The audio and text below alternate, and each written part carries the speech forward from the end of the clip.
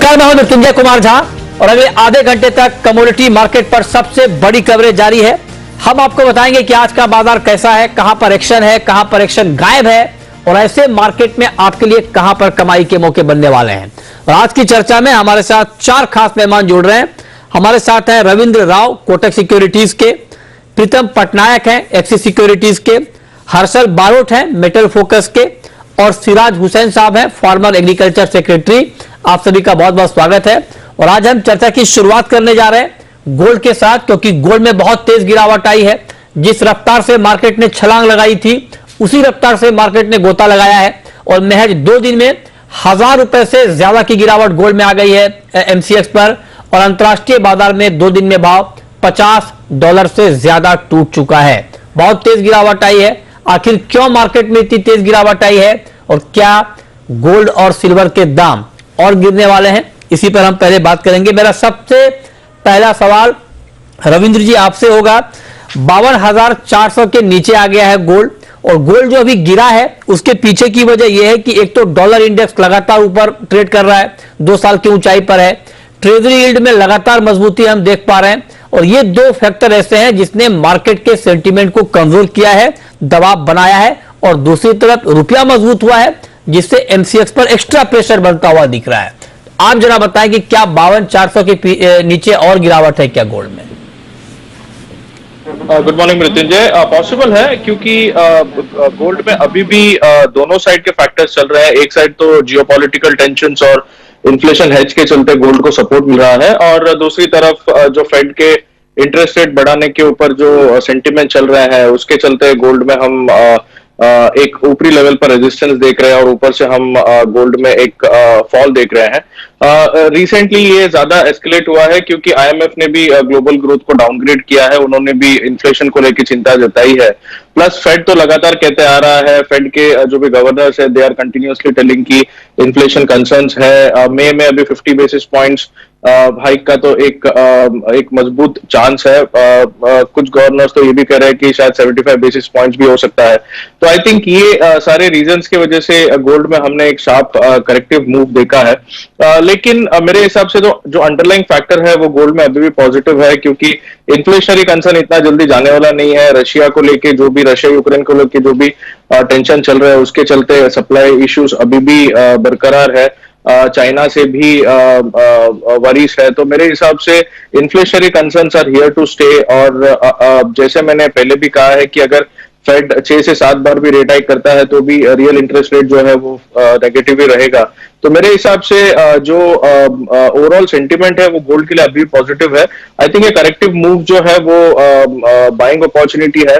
अगर लेवल्स की बात करें तो 1900 से $1880 का स्पॉट में एक स्ट्रॉन्ग सपोर्ट है।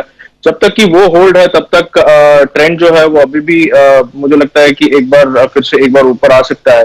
बट एकदम शॉर्ट टर्म देके, लाइक 1-2 दिन के मूव्स देखे तो मेरे हिसाब से और थोड़ा सा डाउनसाइड आ सकता है टुवर्ड्स 52,000 से 51,800। I think that would be a good opportunity to go long, और फिर से एक बार हम 52,500 से 52,700 तक के लेवल्स देख सकते हैं। मतलब आप कह रहे हैं कि आज के लिए गोल्ड बेचें, लेकिन अगर आगे का व्यू है, पोजिशनल पॉइंट ऑफ व्यू से आप गोल्ड खरीद सकते हैं, राइट सर? करेक्ट। ओके, ठीक है। तो आज 52,650 ये लेवल आप याद रखिए। अगर ये लेवल आपको दिखता है तो आप गोल्ड बेचें, ये रविंद्र जी का मानना है। टारगेट है 52,100 का और 52,850 के स्तर पर स्टॉप लॉस लगा सकते हैं। लेकिन रविंद्र जी, मेरा आपसे सवाल एक ये है, आपने 52,650 पर गोल्ड में बिकवाली की राय दी है। अभी मार्केट है 52,382, मतलब आपके लेवल से करीब करीब 260 रुपए नीचे। तो ऐसा तो नहीं कि लेवल ही नहीं आएगा सर सेल का? पॉसिबल है क्योंकि आज हमने गैप डाउन ओपनिंग देखा है। तो अगर समझिए कि 52,650 तक नहीं आता है तो इसमें सपोर्ट जो है 52,100 का है, जो कि मेरा टारगेट है। तो अगर वो आ जाता है पहले तो वहां पे एक बार बाइंग किया जा सकता है। क्या तो मतलब आप कहें कि अगर वो लेवल आता है तो एक बार बाइंग की जा सकती है। और पटनायक जी, आप एग्री करते हैं कि मतलब अभी गोल्ड का मार्केट बेशक 1-2 दिन में थोड़ा दबाव में रहेगा, लेकिन आगे तेजी है? आपका कमेंट संक्षेप में सर।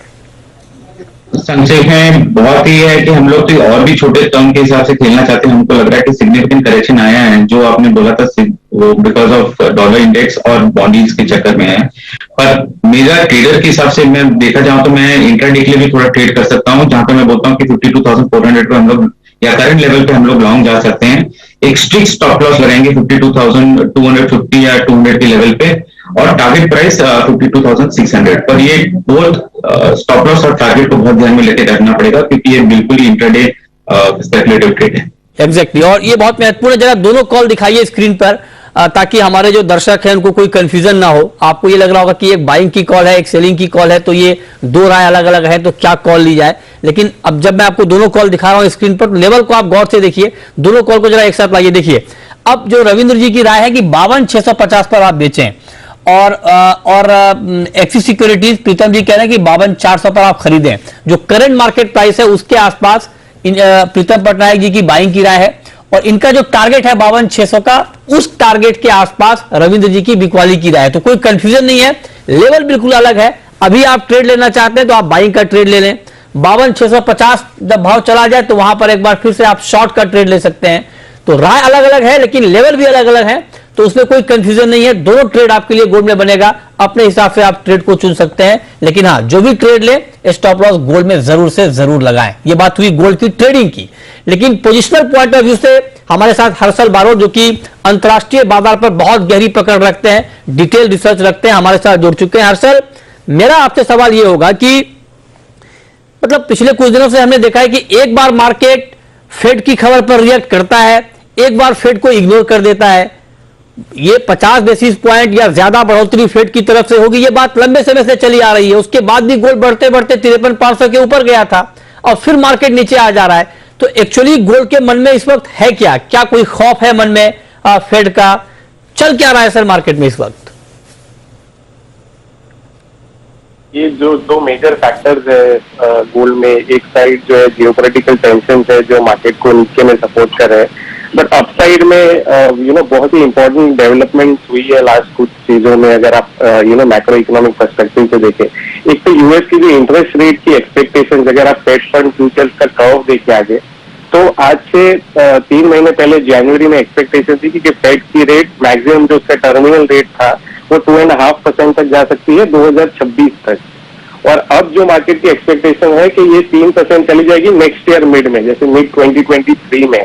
तो ये जो स्केल ऑफ हॉकिश एक्सपेक्टेशन है वो बहुत ज्यादा शार्पली मूव हुई है लास्ट 3 महीनों में, क्योंकि इन्फ्लेशन इतना स्ट्रांगली बढ़े जा रहा है। इन्फ्लेशन एक्सपेक्टेशन की अगर बात करें तो 5 ईयर जो ब्रेक इवन है यूएस में, वो भी फिलहाल 3.5% के करीब है।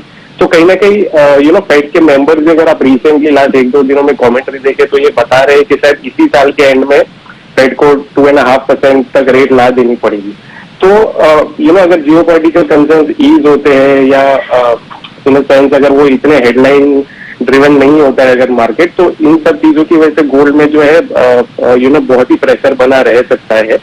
तो आई थिंक अगर पोजिशनल पर्सपेक्टिव अगर मैं बात करूँ, अगर 1 साल के व्यू की बात करूँ, तो गोल्ड में डेफिनेटली ये सब फैक्टर्स की वजह से जो है गिरावट आने वाली है। शॉर्ट टर्म में बहुत डिफिकल्ट है, क्योंकि कब रशिया से कोई हेडलाइन आ जाए। तो फिलहाल मुझे लगता है कि 1850 से लेके 2000 या 1980 के जो लेवल्स है, वो फिलहाल शॉर्ट टर्म में वो रेंज पकड़ के रह सकते हैं, बट बायस जो है पोजिशनल वो नेगेटिव है। अच्छा, आप कह रहे हैं कि बायस पोजिशनल नेगेटिव है। अब एक बात चूंकि बहुत डिटेल में बात होती है इन्फ्लेशन की, रशिया यूक्रेन वार की, फेड की, मैं आपको एक सिनारियो देता हूं, उसके आधार पर मैं गोल्ड की चाल समझना चाहता हूं। मान लीजिए जो बात आपने कही कि 2.5% के आसपास इंटरेस्ट रेट हाइक यूएस में हो जाएंगे, मान लिया कि हो जाएंगे, मान लिया कि यूक्रेन और रूस के बीच आगे बातचीत भी हो जाएगी, कोई समझौता हो जाएगा, कोई हल निकल जाएगा, और ये भी मान लिया कि तमाम कवायद के बावजूद महंगाई के जो आंकड़े हैं अमेरिका में वो 6% से घटकर 2% कम से कम इस साल में नहीं आने वाले हैं। इन तीनों सिनारियों के बीच गोल्ड मार्केट कहां रहेगा? तो देखिए नितिन जी, एक जैसा है ना कि मार्केट अगर फर्मली बिलीव करने लग जाता है कि फेड की पॉलिसी जो है वो इन्फ्लेशन को कंट्रोल में ला पाएगी, भले वो 1 साल बाद भी, तो जो एक्सपेक्टेशन है हमको ब्रेक इवन रेट्स में दिखती है। तो फॉर एग्जांपल जैसे जैसे फेड का जो एक्सपेक्टेशन रेट हाइक्स की बढ़ती जा रही है, हमने देखा कि जैसे फेब टू मार्च में ब्रेक इवन रेट बहुत शार्पली गिरे थे जब फेड की एक्सपेक्टेशन बढ़ी थी।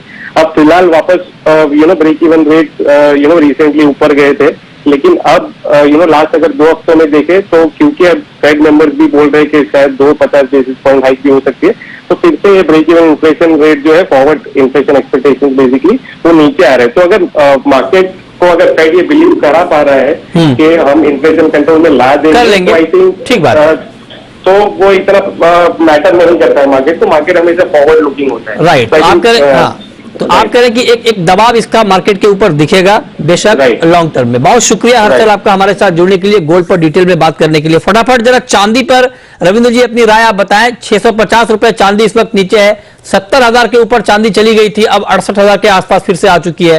क्या किया जाए चांदी में? इवन चांदी में भी मृत्युंजय मुझे लगता है कि एक बार 67,500 तक के लेवल्स पॉसिबल है, क्योंकि गोल्ड के साथ सिल्वर में भी प्रेशर दिखेगा। प्लस चाइना से जो स्टिमुलस का एक्सपेक्टेशन था वो थोड़ा सा डिसअपॉइंटमेंट था, क्योंकि चाइना ने रेट जो है वो अनचेंज रखा है, तो उस वजह से बेस मेटल्स में भी हमने एक फॉल देखा है। कॉपर में एक अच्छा खासा फॉल आया है, तो मेरे हिसाब से चांदी में भी थोड़ा सा प्रेशर बना रहेगा। 67,500 तक के टारगेट्स पॉसिबल, 67,500 67,600 तक के टारगेट्स पॉसिबल है। तो 68,500 के आसपास एक अच्छी सेलिंग लेवल बन रही है इसमें। 68,850 का स्टॉप लॉस होना चाहिए। टारगेट 67,600, और इसमें मुझे लगता है कि ओवरऑल सेंटीमेंट अभी भी पॉजिटिव है। अगर लोअर लेवल्स पे आता है तो आई थिंक वहां से एक बाउंस बैक पॉसिबल है। ठीक है, तो बिकवाली की राय चांदी में 67,600 के टारगेट के लिए ये आप ध्यान में रखिए। 68,500 के लेवल पर आपको बेचना है, 68,850 पर स्टॉप लॉस लगाना है। अब बात क्रूड की।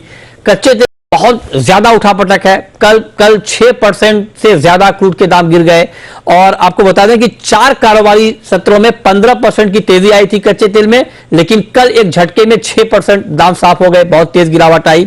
और जब 4 कारोबारी सत्रों में 15% की तेजी आई तो उससे पहले वाले हफ्ते में 13% दाम गिरे थे, तो बहुत ज्यादा मार्केट फ्लक्चुएट कर रहा है। कल की गिरावट के पीछे की वजह यह थी कि आईएमएफ ने ग्लोबल ग्रोथ का अनुमान घटा दिया, और 2022 के लिए जो ग्लोबल ग्रोथ का अनुमान है उसमें 0.8% की कटौती आईएमएफ ने की, और 2023 के लिए 0.2% की कटौती ग्लोबल ग्रोथ में की। ग्लोबल ग्रोथ अनुमान घटने का मतलब यह है कि अगर ग्रोथ कम रहेगी तो क्रूड की डिमांड भी कम होगी। उसी पर मार्केट ने कल रिएक्ट किया, बहुत तेज गिरावट आई। इसके बावजूद कि अमेरिका में पिछले हफ्ते जो एपीआई की रिपोर्ट आई उसमें क्रूड का स्टॉक घटा है 45 लाख बैरल, जबकि मार्केट का अनुमान 25 लाख बैरल स्टॉक बढ़ने का था। स्टॉक घटा, उसके बाद भी दाम इसलिए गिरे क्योंकि आईएमएफ वाली खबर ने मार्केट के सेंटीमेंट को पूरी तरह से धो दिया। अब पटनायक जी आप बताएं कि क्या अभी कुछ और गिरावट हम देखेंगे क्रूड में, या आज की रिकवरी टिकेगी? मेरे हिसाब से आप देखे जाओगे तो मेरे को लगता है कि कहीं ना कहीं पे जो हम लोगों ने देखा कि डिमांड साइड की डिस्कशन हो गई आईएमएफ की तरफ से, बट सप्लाई साइड तो अभी भी कंस्ट्रेंट ही है मृत्युंजय, आप देख लीजिए। साथ ही साथ में अपने लिबिया में भी देखा है कहीं पे स्ट्राइक्स के चक्कर में वहां पे भी सप्लाई कंस्ट्रेंट और फर्दर हो रहे हैं।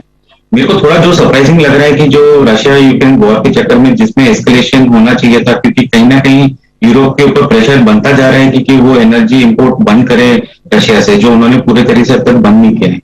तो मेरे हिसाब से तो कहीं ना कहीं एक बेस तो बनना चाहिए। ये न्यूज बड़ा था, उसके हिसाब से रिएक्शन आ गया। कहीं ना कहीं कोविड वाला इशू चाइना का वो भी इम्पैक्ट कर रहा था डिमांड को, बट आई थिंक ये अभी फैक्टर्ड इन है। मेरे हिसाब से इफ क्रूड 7930 लेवल खुदाता है तो उधर से खरीद के चलना चाहिए अपने को।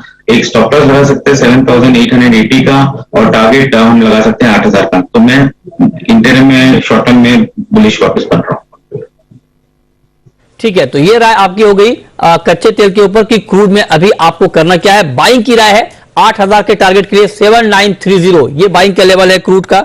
और रविंद्र जी की भी कच्चे तेल में बाइंग की कॉल है, और उनका टारगेट है आज के लिए 8000 का। तो आपके लिए कोई कंफ्यूजन नहीं है, दोनों एक्सपर्ट कह रहे हैं कि कच्चे तेल में आप बाइंग कर सकते हैं। ये देखिए आपकी स्क्रीन पर दोनों का टारगेट बिल्कुल सेम है 8000 का।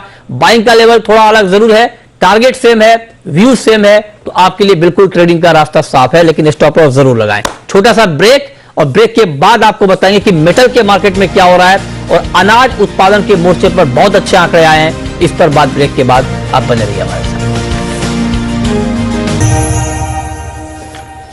बात करते हैं मेटल की। मेटल मार्केट आज दबाव में है, हालांकि फंडामेंटली मेटल के काउंटर स्ट्रांग है, क्योंकि एलएमई पर जो टोटल मेटल का स्टॉक है वो 12 मंथ दिसंबर तक का जो हिसाब किताब है उसमें 65% गिरा है, बहुत तेज गिरावट आई है स्टॉक में। जिंक के स्टॉक में भारी गिरावट आई है और दिसंबर से अब तक एलएमई पर जिंक का स्टॉक 40% घटा है। तो ओवरऑल सप्लाई को लेकर दिक्कत तो है। तो बिल्कुल संक्षेप में आप जरा बताएं रविंद्र जी, आज किस मेटल में ट्रेड का मौका आपको दिख रहा है?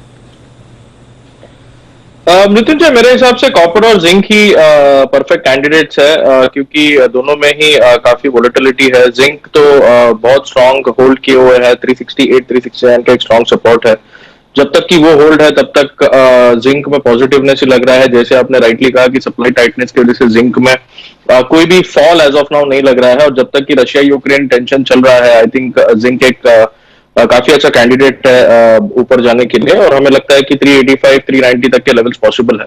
इवन कॉपर में अगर देखें तो कॉपर में बहुत बार ये 810 815 के आसपास आके वहां से रिवर्स हो जाता है। इस बार तो हमने 835 838 तक के लेवल्स भी देखे थे, लेकिन कल के न्यूज IMF के न्यूज से हमने थोड़ा सा एक फॉल भी देखा है, प्लस चाइना से जो स्टिमुलस की एक्सपेक्टेशन थी उसकी वजह से एक फॉल आया। लेकिन मेरे हिसाब से ये फिर से एक अच्छी बाइंग लेवल है। जी। तो जब तक कि 808 होल्ड है, मेरे हिसाब से कॉपर में बाइंग किया जा सकता है, और अपसाइड मुझे फिर से 830 835 तक लग रहा है। ठीक है, इंट्राडे पर्सपेक्टिव से 819 में बाई करके 816 का स्टॉप। ओके, तो कॉपर में भी बाइंग की राय 826 के टारगेट के लिए। अब बात करते हैं एक और खबर की। खबर यह है कि सरकार ने रिकॉर्ड अनाज उत्पादन का लक्ष्य तय किया है और 2022-23 में 32 करोड़ 80 लाख टन उत्पादन का लक्ष्य यहां पर तय किया गया है। इस पर बातचीत करने के लिए हमारे साथ farmer agriculture secretary Siraj Hussain साहब जुड़ रहे हैं। सर, बहुत बहुत स्वागत है। ये जो टारगेट सर 3.8% बढ़ाया गया है खरीफ और मतलब ओवरऑल प्रोडक्शन का, अनाज उत्पादन का, आपको लगता है रियलिस्टिक टारगेट है, हम अचीव कर लेंगे? देखिए, ये हम टारगेट नहीं कह सकते हैं, ये तो बेसिकली एक गवर्नमेंट एस्टिमेट देती है खरीफ की फसल की बुआई से पहले। तो ये एक बहुत एम्बिशियस एस्टिमेट है और ये पॉसिबल है अगर मॉनसून की सिचुएशन ठीक रहे और फर्टिलाइजर की अवेलेबिलिटी ठीक रही, खासतौर से फॉस्फेटिक और पोटेशियम फर्टिलाइजर की, तो इतना इंक्रीज मुमकिन है। तो मैं कहूंगा कि अच्छा एक गवर्नमेंट ने एस्टिमेट जारी किया है। अच्छा, आप कह रहे हैं कि ये मुमकिन है, तो क्या ये माना जाएगा कि फिर अनाज के मोर्चे पर कम से कम महंगाई की चिंता नहीं रहेगी सर? देखिए, बहुत सारे फैक्टर्स वर्क करते हैं इन्फ्लेशन के लिए, ग्लोबल फैक्टर्स होते हैं, और फर्स्ट एडवांस एस्टिमेट जाहिर है कि बहुत ही प्रिलिमिनरी असेसमेंट है, अभी तो कोई सोइंग भी शुरू नहीं हुई है। तो जैसा कि मैंने कहा कि अगर मॉनसून का बिहेवियर ठीक होता है, प्रोडक्शन ठीक होता है, तो हम लोग कंफर्टेबली प्लेस्ड हैं। खासतौर से राइस के केस में तो हम काफी ज्यादा स्टॉक गवर्नमेंट कैरी कर रही है, क्योंकि बहुत ज्यादा प्रोक्योरमेंट हो रहा है पिछले 2-3 साल से। इस साल भी हम उम्मीद करते हैं कि 60 मिलियन टन 600 लाख टन का प्रोक्योरमेंट होगा, जो हमारी जरूरत से ज्यादा है। बहुत शुक्रिया हुसैन साहब आपका जुड़ने के लिए और इस खबर पर अपनी राय देने के लिए, और बहुत शुक्रिया रविंद्र जी आपका भी, प्रीतम पटनायक जी आपका भी जुड़ने के लिए, डिटेल में कमोडिटी मार्केट पर अपना व्यू देने के लिए। छोटा सा ब्रेक के बाद देखिए कॉर्पोरेट रडार। नमस्कार।